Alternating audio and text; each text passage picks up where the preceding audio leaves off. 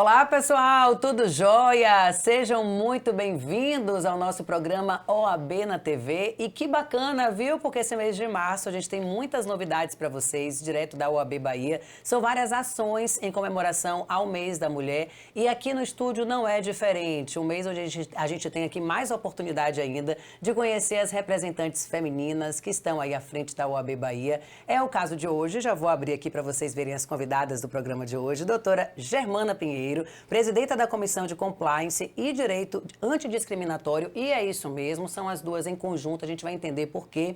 E com a gente também, ela que já tinha vindo aqui antes da pandemia, já estava com saudade. Na pandemia a gente falou ali um pouquinho no ambiente virtual, né? A Maíra Vida, que é presidente da Comissão Especial de Combate à Intolerância Religiosa. E tem tudo a ver, né, vocês duas juntas, para a gente falar dessas ações, do papel dessas comissões. Primeiro, boas-vindas. Vamos começar com a professora, né? Doutora Germana, seja bem-vinda.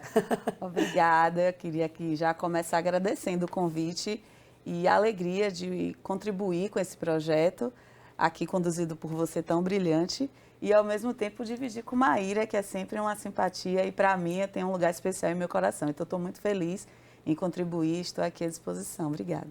E, Maíra, é importante esse programa de hoje, porque eu estava conversando aqui com a doutora Germana, dia 21, né? A gente tem aí essa referência ao Dia Internacional do Direito Antidiscriminatório. E aí a gente junto para falar desses assuntos, da questão da religião, do dia a dia, do compliance em meio a tudo isso.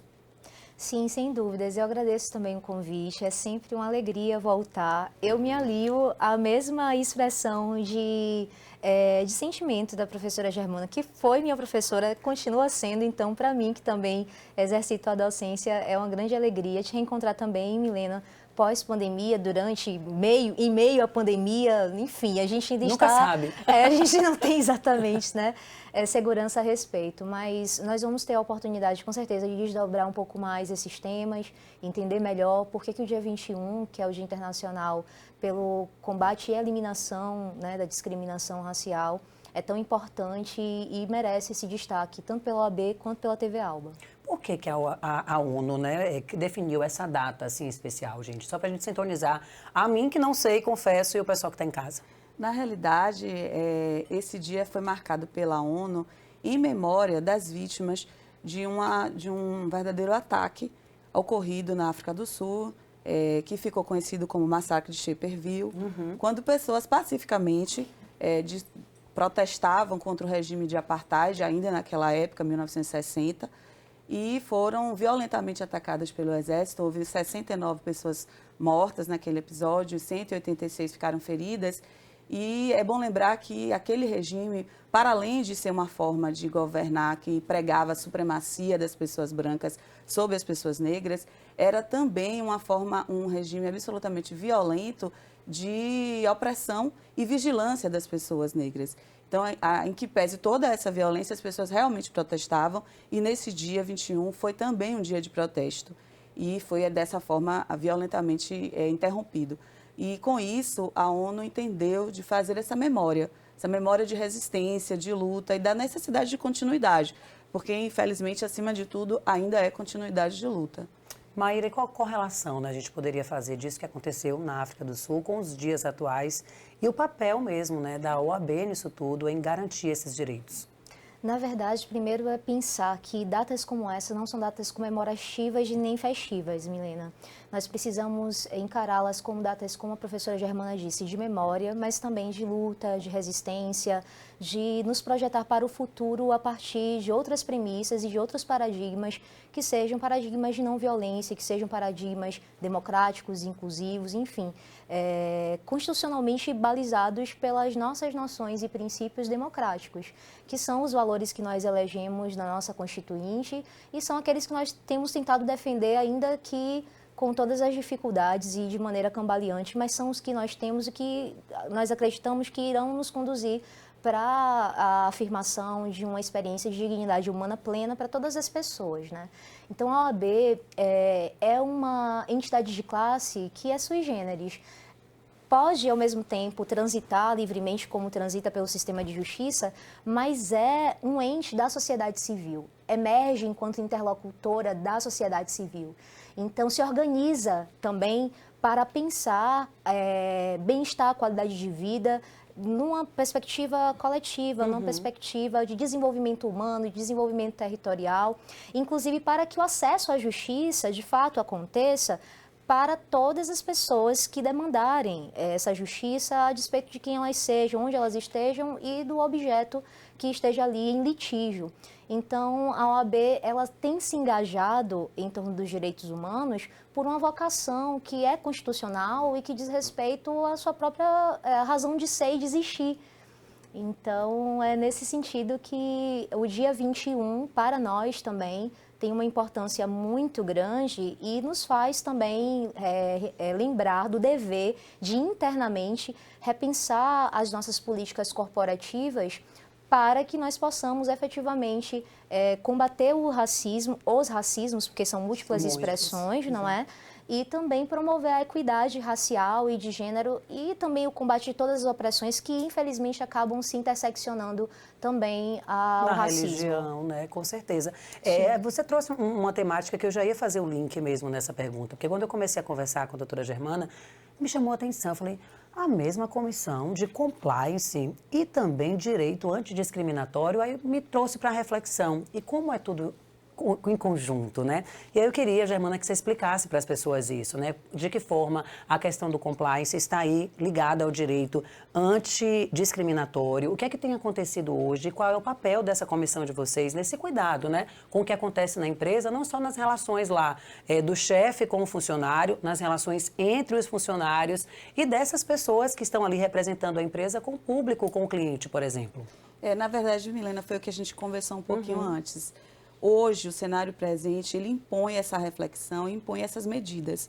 A gente não se conforma mais em observar atos de racismo violentos e as empresas, as pessoas jurídicas só apresentarem um pedido de desculpas ou se comprometer publicamente a não acontecer e a gente entende que volta a acontecer. A perspectiva que a gente entende hoje é que essas instituições públicas e privadas precisam se organizar e entrar em conformidade com todas essas regras legais que a gente observa, como a professora Maíra também aqui citou, a nossa Constituição de 88, que é a Carta Magna que nos regula aqui nesse país, mas também com as convenções internacionais e com as outras legislações antirracistas que nós já temos. Então, as empresas elas precisam entrar em conformidade o suficiente para garantir atos, planos estratégicos eficazes para que se evitem novas ações dessa natureza.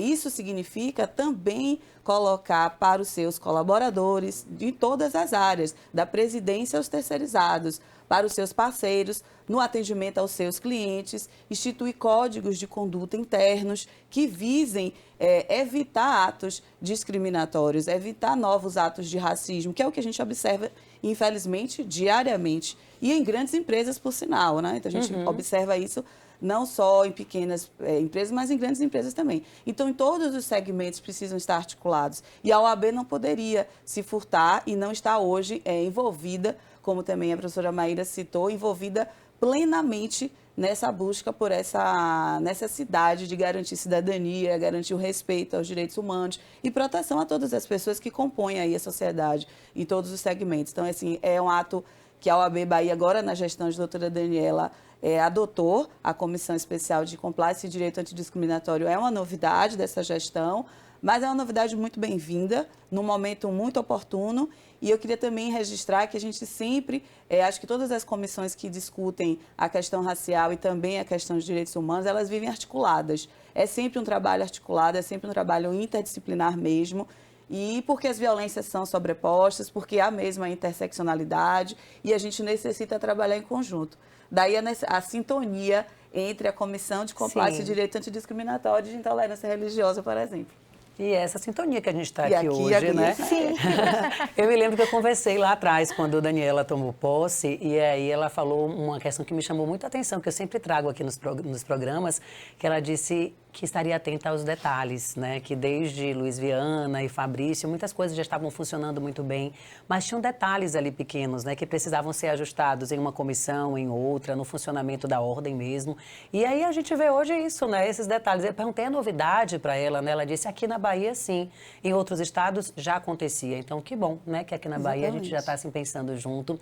E me chamou a atenção, me veio aqui na lembrança, né? Você falou de toda a sociedade, saber como lidar, né, com essa questão da discriminação, do trato com as pessoas. Eu estava em um evento político recente e aí tinha algumas lideranças, né, políticas. E as lideranças comunitárias têm pessoas de todas as ordens e classes sociais. E aí tinha um baleiro representando os baleiros. Aí a gente num hotel, né, um evento político e tal, e aí ele subiu a escada, ele foi abordado pela segurança. O senhor está indo para onde? O senhor está indo para o evento errado, o senhor está no lugar errado. Ele disse, não, eu estou aqui como convidado desse evento, eu sou uma liderança comunitária e eu represento aqui o Sindicato de Baleiros. Ele era um negro com um colete, né, escrito lá, baleiro, e assim, a pessoa já achou que ele estava, ele não poderia estar ali inserido, né? Então é algo que chama a atenção, essa questão do compliance, né? Do trato, do treinamento desses funcionários, do porquê identificar que um negro ou um baleiro não poderia estar conectado a esse ambiente político, né? E que bom que aqui nessa casa política a gente está podendo falar dessa questão, né? Dos direitos, dos deveres, dos treinamentos que as empresas precisam dar. Já estou vendo Maria ali dando a sinalização que a gente tem 5 minutos para finalizar esse bloco, e aí eu queria falar um pouquinho dessa questão da intolerância, né, religiosa. A gente conversou durante a pandemia da questão dos terreiros estarem sem funcionar lá atrás, e aí imagino que diminuiu, então, essa questão dos casos de intolerância religiosa, se a gente fosse analisar por esse espectro. Como é que está essa situação hoje? O que é que você acha que melhorou e que pode também ser modificado, Maíra? Então, em 2020 e 2021, nós tivemos mesmo, na perspectiva numérica e estatística, o que seria uma diminuição aparente, mas sabemos que é artificial, porque acreditamos numa subnotificação, justamente porque as pessoas estavam em isolamento e as próprias unidades, agentes públicos, centros de referência, enfim, instituições públicas no geral, tiveram gargalos para poder promover o atendimento e a abertura desses espaços para acolhimento das pessoas em geral e das denúncias que naturalmente iriam ser a provocação necessária para poder transcorrerem as investigações, as apurações e, naturalmente, as responsabilizações adequadas, condenações eventuais e medidas também em torno das políticas públicas de, digamos, contingenciamento dessas discriminações por motivo religioso. Como a professora Germana disse, nós temos uma implicação temática. Existem mesmo muitas questões associadas. No caso dos terreiros, a gente não tem como falar de intolerância religiosa e ódio religioso, discurso de ódio, dissociado da perspectiva do racismo. Então, nós temos chamado essa experiência do ódio dirigido às religiões afro-brasileiras e de matriz africana de racismo religioso. E durante a pandemia, além dessas questões ligadas à descontinuidade de alguns serviços públicos e a própria necessidade das pessoas de diminuírem o seu trânsito, enfim, nós tivemos agora, em 2022, no segundo semestre de 2021, até o primeiro semestre de 2022, que é ainda inconcluso, diga-se de passagem, um número que, proporcionalmente falando, ele já demonstra uma exponenciação de registros. Por quê? Porque, e aí eu falo de fontes como o Ministério Público, de fontes como o Centro de Referência Nelson Mandela, de fontes como o próprio Ministério de Direitos Humanos. A gente percebe a retomada, em alguma medida, da vida pública das pessoas, né? Esse trânsito social, e muitas demandas pretéritas estão sendo denunciadas agora com um certo atraso, digamos assim, por conta das questões mesmo ligadas à oportunidade e condições reais de realização.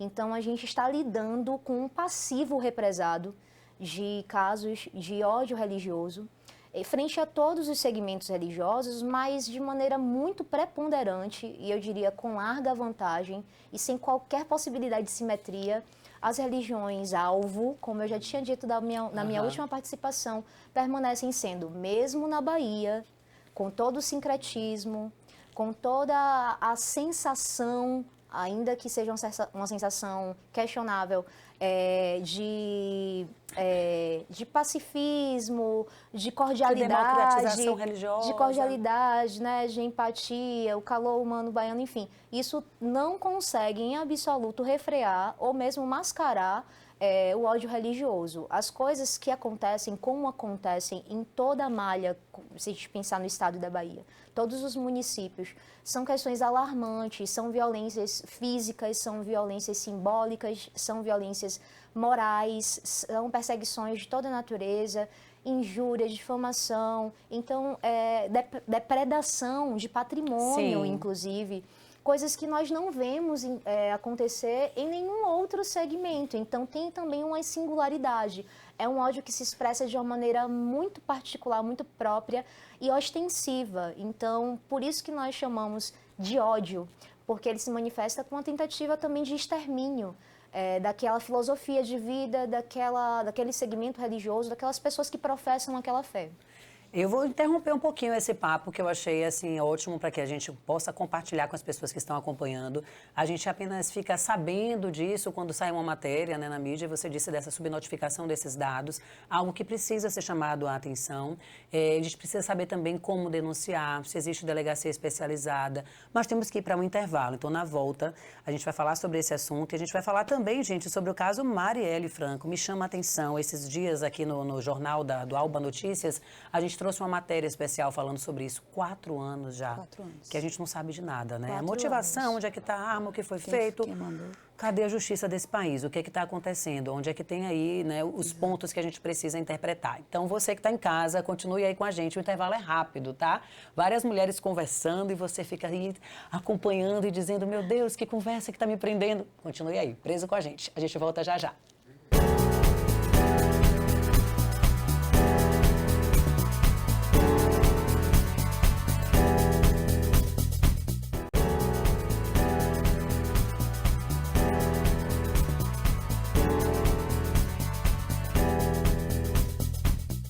Viu só como foi rapidinho? Estamos de volta com a doutora Maíra Vida, a doutora Germana Pinheiro. A gente está falando de vários assuntos, principalmente relacionados às mulheres. Mês de março, sim, temos que comemorar o crescimento, né, da participação feminina em vários âmbitos, e é o caso da OAB, ainda bem. Mulheres assim, à frente de diversas comissões e mulheres também na presidência. Daniela Borges, Cris Gurgel, e a gente está falando dessas questões todas, né? Terminamos o primeiro bloco falando da questão da intolerância religiosa. E aí vamos pegar esse arremate só para a gente trazer, Maíra, para as pessoas que estão em casa, que muitas vezes veem a situação acontecendo e não sabem o que fazer, né? Aonde denunciar, o que procurar. Pessoas que são agredidas verbalmente, que são intimidadas por isso. Qual é, assim, a recomendação que você daria? Contato com a comissão? O que é que as pessoas podem fazer? A gente percebe que existem duas questões, duas variáveis que acabam sendo muitas vezes impeditivas das pessoas, de fato, noticiarem esses crimes. Uma é o temor. Muitas pessoas se sentem mesmo intimidadas, ameaçadas, têm medo de irem adiante. E outra questão, infelizmente, Milena, é a impunidade. O senso de impunidade é muito grande, então, de certo modo, se o ódio ele prospera e vai se metamorfoseando, é também por conta dessa ausência ou demora demasiada de resposta do sistema de justiça, das autoridades policiais e de todos os entes que estão ali envolvidos. Mas, infelizmente, embora nós tenhamos a previsão do Estatuto da Igualdade Racial e de combate à intolerância religiosa, de uma delegacia especializada de combate ao racismo e intolerância religiosa, nós não tivemos, pela via do governo do Estado, ainda a implementação dentro da estrutura das polícias civis. Então, nós seguimos com todas as delegacias, portanto, fazendo o acolhimento dessas denúncias. É muito importante fazer o registro de boletim de ocorrências, sendo a vítima ou sendo uma testemunha, ou sendo uma pessoa que tenha ouvido falar, que tenha tido conhecimento, transformar essa ciência em uma notificação, notícia de crime. É importante para impulsionar o processo investigativo. É importante também que as pessoas compreendam que a inação, a omissão, ela, de certo modo, no sentido do resultado prático, acaba tendo também a mesma força de uma ação deliberada. Por quê? Porque ela age numa lógica de condescendência.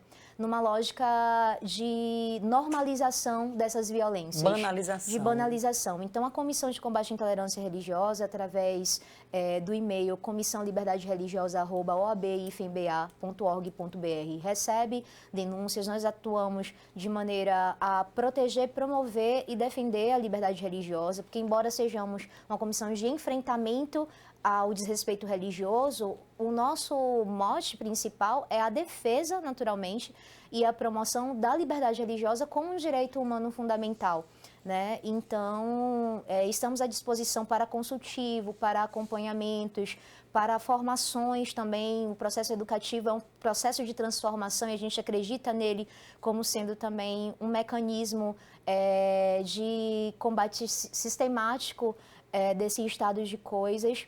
E existe o Centro de Referência Nelson Mandela de Combate ao Racismo e Intolerância Religiosa, que eu também estou coordenadora no presente. Ele está integrado à Secretaria de Promoção da Igualdade Racial e promove a oferta gratuita tridimensional de atendimento social, através de assistentes sociais, psicológico e também jurídico. Então, é um mecanismo também de aproximação das instituições competentes que vão poder, na finalística, dar as respostas adequadas para esses casos. Que bacana, né, ter todas essas informações aqui compartilhadas. Muitas pessoas não sabem, né, desconhecem e por conta disso não procuram e por conta disso não denunciam e aí as questões vão só aumentando, né, e tomando dimensões ainda maiores. Como é, por exemplo, o caso, né, que a gente falou aqui no final do outro bloco, da morte, né, de Marielle Franco. A gente estava aqui conversando um pouco nos bastidores a respeito disso, dos impactos, né, dessa coisa que não anda, que ninguém diz nada, que não há um posicionamento público a respeito. Qual é o pensamento de vocês, né, enquanto advogadas, enquanto mulheres, a respeito dessa questão? A gente entende que o crime cometido contra Marielle, ele na verdade põe em choque todo o sistema democrático que a gente propaga tanto e que se baseia a partir da Constituição de 88, nesse processo de redemocratização do Estado brasileiro, que aparentemente nunca chegou ao ponto que deveria, porque uma exercente de cargo político, do importe da força política de Marielle, foi silenciada de uma maneira tão brutal e 4 anos depois o Estado brasileiro não consegue dar respostas contundentes para indicar efetivamente quem cometeu, quem mandou, especialmente quais foram os mandantes e o motivo desse crime daquela forma e naquele período em especial. Então, para nós como mulheres negras, advogadas, inclusive juristas que defendem tão veementemente, de forma tão intransigente, essa nossa igualdade e respeito, a morte de Marielle, ela é realmente uma ferida aberta, porque ela nos inspira, a história de Marielle nos inspira inclusive a continuar nessa luta. Se hoje a gente faz a referência no dia 14 de março, dentro desse mês, que é o mês internacional da mulher, colocando inclusive nossa força política, nosso capital político, nossas inteligências em função dessa data, é porque Marielle ainda nos inspira. A gente costuma muito dizer que Marielle vive, porque se a ideia, quando cometeram aquele crime, era silenciar e fazer com que nós parássemos de ocupar esses espaços no parlamento, nas universidades, dentro do sistema da OAB e do sistema de justiça, eles não conseguiram. Então, nós continuamos e ainda continuamos a exigir uma resposta. Nós não estamos, assim, aceitando pacificamente que esse crime continue impune. A morte dela também é simbólica porque, infelizmente, os números de feminicídios contra mulheres negras continuam aumentando. A gente observou, inclusive, durante a pandemia, como isso se tornou uma realidade tão gritante. E, então, significa que a gente ainda tem um longo caminho aí de enfrentamento, sim. Com certeza. Eu estava olhando aqui, tem a hashtag 14M, né? Queria que você falasse um pouquinho, Maíra, a respeito disso. É uma campanha, né, que está sendo realizada justamente para cobrar a resolução desse caso. Como é que está essa campanha aqui na Bahia? Então, 14M, 14 de março, portanto, nós tivemos agora, nesse 14M, 4 anos sem respostas a respeito do assassinato de Marielle e Anderson, né, importante. Sim. As duas famílias sem trégua, sem poder experimentar um luto, né, sereno, sem poderem descansar, precisando estar de prontidão continuada em articulação e auto-organização na tentativa de buscar os meios para poder obter as respostas adequadas. O 14M, então, ele surge como sendo, na verdade, um marco de justiça por Marielle Anderson, mas também o 14 traz duas datas muito importantes para nós, pessoas negras, população negra, e para o nosso país, pensando em referências intelectuais e também que constituíram matrizes alternativas e plurais e multiculturais de projetos políticos, que é o Abdias do Nascimento, que foi um político negro que deixa para a gente um legado de obras e de expressões artísticas diversas, assim, multiartista também. E temos a Carolina Maria de Jesus, que foi uma das maiores, ainda é uma das maiores escritoras nacional e internacionalmente reconhecidas. Ambos nasceram em 14 de março. E a gente perde a Marielle em 14 de março. Então, a gente tem uma data que é uma data de nascimento, um marcador de resignação, de combate, de luta, de resistência, de ressignificação da nossa experiência na diáspora forçada, né? E, ao mesmo tempo, nós temos essa data que é abraçada pelo conjunto dos movimentos sociais negros, pelo conjunto dos movimentos de mulheres, pelos conjuntos também de movimentos de direitos humanos, pela atuação nas periferias, atuação de base, como você trouxe, por exemplo, de articulação de associações de trabalhadores de categorias que, infelizmente, são escanteadas e são subalternizadas, né? Nós sabemos historicamente como a de baleiros. Então, esse conjunto de expressões da sociedade, de incidência, né, que a gente chama de sociedade civil, eles abraçam o 14M e temos uma campanha chamada 21 Dias de Ativismo pelo Racismo, que está associada ao 21 de março, certo? Que abraça também o 14M para tentar dar publicidade. Então, o 14M ele surge como uma caixa amplificadora de todos esses movimentos, da luta da família, da luta das companheiras, dos companheiros e dos companheiros de Marielle, mas mais do que isso, Marielle, ela é um ícone. Ela é um ícone para que nos lembre de que aqueles ambientes, esses espaços de poder, os espaços do parlamento, esses são ambientes ainda OX para mulheres negras, para mulheres periféricas, são OX para mulheres cuja orientação sexual e identidade não estejam dentro de uma lógica de normatividade binária. Então, a Marielle, ela traz um conjunto de lutas que perpassa território, que perpassa gênero, e em gênero eu não falo apenas de sexo, eu falo de identidade de orientação também, que perpassa raça, que perpassa classe, que perpassa etarismo. A luta de Marielle era uma luta multidimensional. Eram muitas as frentes, eram frentes que reconheciam a heterogeneidade das periferias, dos subúrbios, da própria população negra, que o racismo tenta homogeneizar e transformar em uma coisa só. E aqui estamos, diversas e complementares. Com certeza. Demonstrando que essas lutas, elas vão se dar de muitas formas, não existe uma maneira certa. E elas estão todas aí para poder nos lembrar que nós temos e somos legado e sementes de Marielle também. E para que a sociedade tome conhecimento disso e que tenha a noção real do papel decisivo que ela tem, principalmente um ano como esse, né, que é um ano de eleição, de dar cada vez mais espaço para essas mulheres, sejam elas negras ou brancas. Eu estava aqui agora analisando o quadro, né, dos deputados eleitos aqui na Assembleia e a gente tem 10 mulheres apenas, né, em um universo de 63 cadeiras.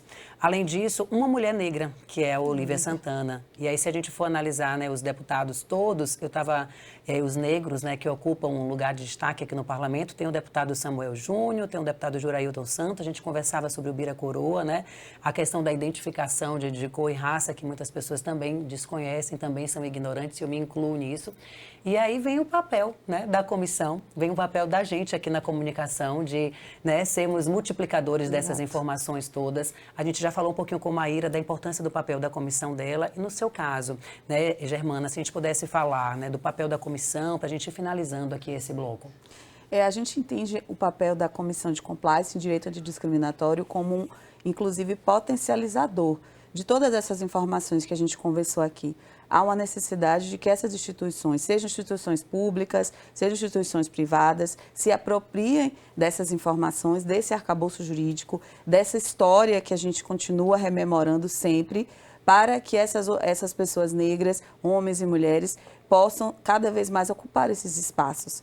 E que a comissão ela vai, inclusive, assessorar a própria diretoria da OAB em casos que a gente acompanha também diariamente, em que isso ainda acontece. Acontece demais dentro das empresas, fora delas também, mas dentro das empresas, sobretudo. Então, a comissão hoje ela tem um papel tanto na formação e ofertar também formação para essas pessoas, incluindo aí o apoio da Escola Superior de Advocacia, em articulação com as universidades, como a Universidade Católica, na qual eu estou enquanto coordenadora no momento do curso de Direito.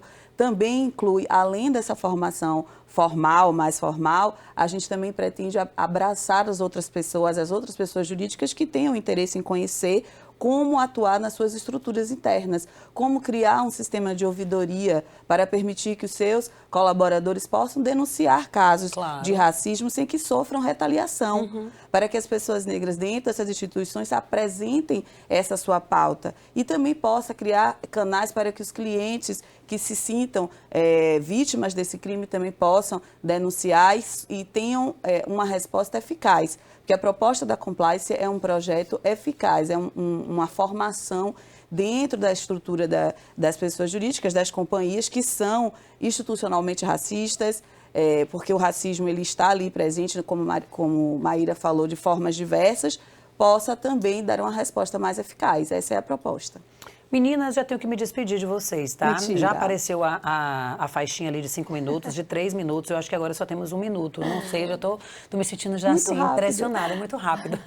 Mas foi muito rico nosso bate-papo, né? Eu adoro fazer esse programa, porque é uma oportunidade da gente dar visibilidade, né, às comissões, da gente aproximar a OAB do público em geral. Sim. Tem muita gente ainda hoje que liga a TV e OAB, o que é isso? E se choca e começa, né, a acompanhar a programação e fica cada vez mais inteirado. Essa que é a ideia aqui da TV Alba. Então, quero agradecer a presença de vocês duas, convidar vocês que estão em casa, lógico, a interagirem com a gente. Todo esse conteúdo é disponibilizado na nossa rede social, e aí eu incluo a rede social da OAB Bahia e a rede social da TV Alba e, além disso, o canal do YouTube. Você pode ir agora mesmo, lá chegou agora no final, perdeu o programa, vai lá no YouTube, coloca TV Alba, já se inscreve, ativa notificações e aí você vai poder acompanhar toda a programação e todos os programas, né? Inclusive esse aqui da OAB Bahia. Muito obrigada pela presença de vocês. Obrigada, Milena. Também. Obrigada. A gente é uma alegria, Obrigada, né? Apesar da dureza dos temas, sim, estamos aqui juntas. Isso é fortalecedor. Não seremos interrompidas e estamos aqui também por Marielle, por Daniela Borges, né? E por todas as mulheres que estão aí ocupando com protagonismo o feminismo nesses espaços de poder que foram resistidos, né? E para aquelas mulheres que querem ocupar, né, que vejam aqui com a coragem de vocês, com a coragem de Marielle, com a coragem de Daniela, de Cris, e com a oportunidade que outras mulheres deram para que elas chegassem a esse lugar. Elas estão lá assistindo, com certeza se identificando e pensando, eu também posso. Isso. Eu também Perfeito. chegarei aonde eu quero, seja lá, né, qual for esse lugar. Esse que é o principal objetivo nosso aqui, né, de democratizar todas essas oportunidades. Gente, obrigada, tá, pela companhia de vocês. A gente tem um encontro marcado na próxima quinta-feira, 13h30, com outro programa de estreia aqui da OAB Bahia. Grande beijo para vocês, obrigada pela companhia e pela audiência. Tchau, tchau.